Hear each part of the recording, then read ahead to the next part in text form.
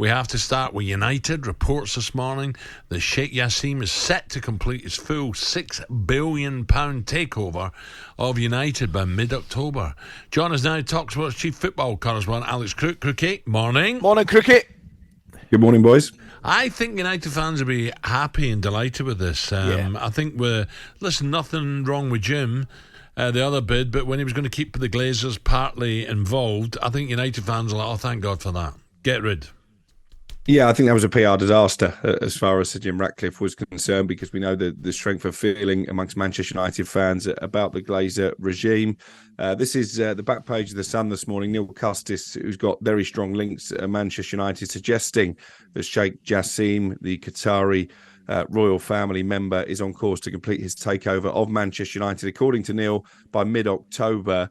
My sources at Manchester United are remaining fairly tight-lipped on that this morning. If it does happen by October, that'll basically be almost a year since we first broke the news on talkSPORT that Manchester United were up for sale. So it's been a long, drawn-out process. I think it's taken far too long for a lot of Manchester United fans. But as you say, if this news does turn out to be true, I think they'll be rejoicing this morning. I was at the game against Wolverhampton Wanderers, actually, and speaking to a couple of people behind the scenes there. They were suggesting that they had been told to expect the Qataris to win the race for Old Trafford. So I think there is certainly some substance to these reports. I'd be a little bit pessimistic because we've had so many false dawns throughout the takeover saga as Manchester United supporters. But if it does happen, I think the majority of fans would be behind it. Crookie, I get that, and I understand why a lot of Manchester United fans would be happy with the Glazers out. But I want to ask you, Crookie, and it's a difficult one. What difference initially would the ownership of Sheikh Yassim mean? What would he do differently? Or what needs to be done differently? If you look at the takeover pledges, if you like, the big thing that Sheikh Yassim has promised is to improve the infrastructure in terms of repairing Old Trafford. Gary Neville has been very vocal, hasn't he, about the fact the stadium is basically falling apart. I think maybe he's over-egged it, but certainly some work is needed.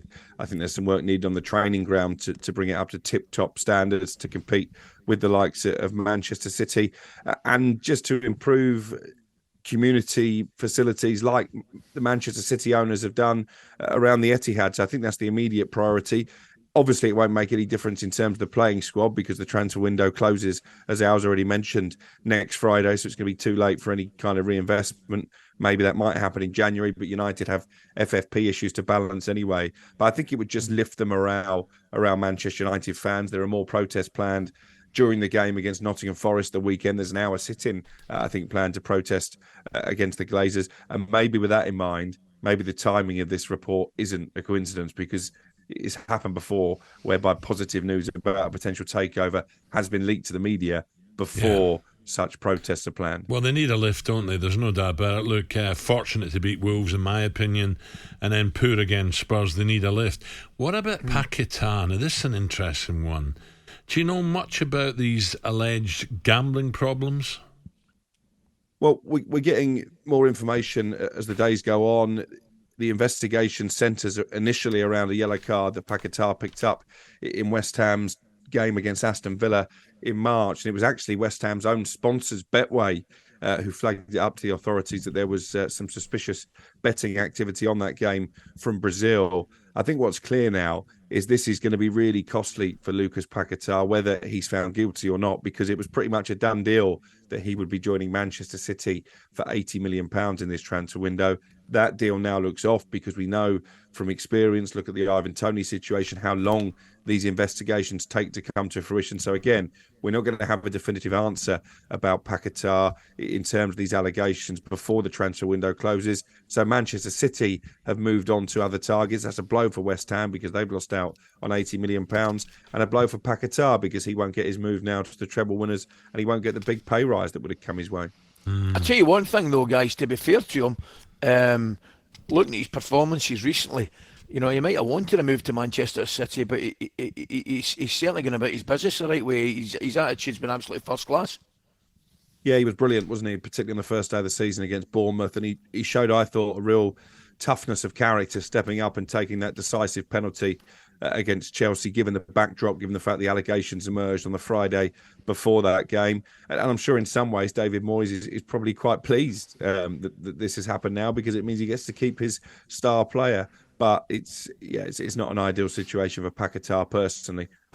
Get back to United, Crookie. Sorry, Al. What about the latest on Greenwood? I think we were kind of in a agreement that we think his future will be, not in this country. Yeah, I think that's fairly clear. I think if you look at the backlash and the outcry when it looked like Manchester United at one stage last week might bring him back into the first team, I think any club in England who dares to try and sign Mason Greenwood will get the same treatment.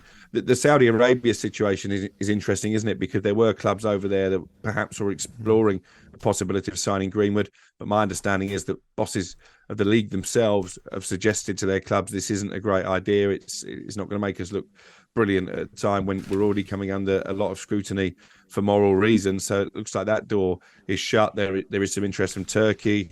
We reported a couple of days ago that Jose Mourinho at Roma could be interested as well. But whoever signs Mason Greenwood, I think they're going to have to expect some kind of pushback from supporters. talkSPORT Breakfast with Alan Brazil. Thursday and Friday morning, 6 till 10.